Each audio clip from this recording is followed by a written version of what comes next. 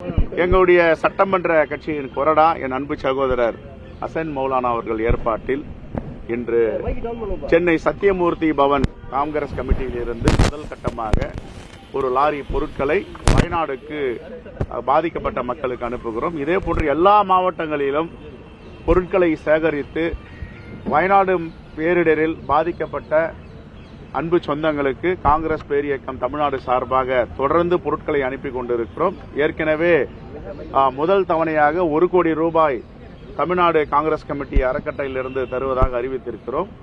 அதை 8ஆம் தேதி அன்று தலைவர் ராகுல் காந்தியிடம் அளிக்க இருக்கிறோம்.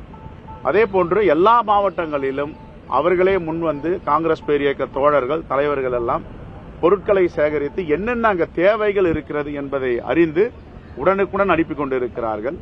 அந்த சம்பவம் நடந்த 5 மணி நேரத்தில் தமிழ்நாடு காங்கிரஸ் கமிட்டியின் சார்பாக நீலகிரி மாவட்டம், கோயம்புத்தூர் மாவட்டம், திருப்பூர், ஈரோடு, சேலம், நாமக்கல் மாவட்டத்தை சார்ந்தவர்கள் எல்லாம் அங்கே களப்பணியில் இறங்க வேண்டும் என்று ஒரு 50 வாலண்டியர்ஸ் முதல் முறையாக அங்கு அனுப்பினோம். இப்பொழுது குறிப்பாக நீலகிரி மாவட்டத்தில் இருந்து அங்கே மக்கள் உடைய பணியில பேரிடர் மீட்பு பணியில இறங்கியிருக்கிறார்கள். தமிழ்நாடு காங்கிரஸ் கமிட்டி என்னென்ன தேவைகள் வயநாட்டு மக்களுக்கு தேவையோ அனைத்தையும் எங்களுடைய நாடாளுமன்ற உறுப்பினர்கள், சட்டமன்ற உறுப்பினர்கள், மாவட்ட தலைவர்கள், மாநில பொறுப்பாளர்கள் எல்லோரும் முன்வந்திருக்கிறார்கள்.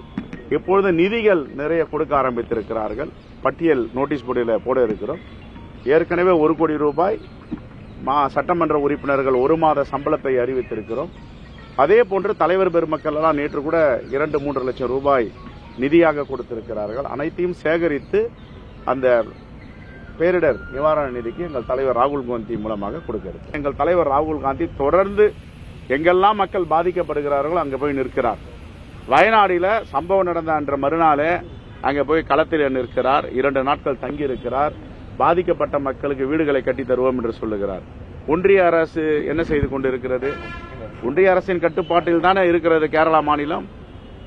ஒரு மாநிலத்திற்கும் தமிழ்நாட்டை பிடிக்காது, கேரளாவை பிடிக்காது, கர்நாடகாவை பிடிக்காது, தெலுங்கானாவை பிடிக்காது.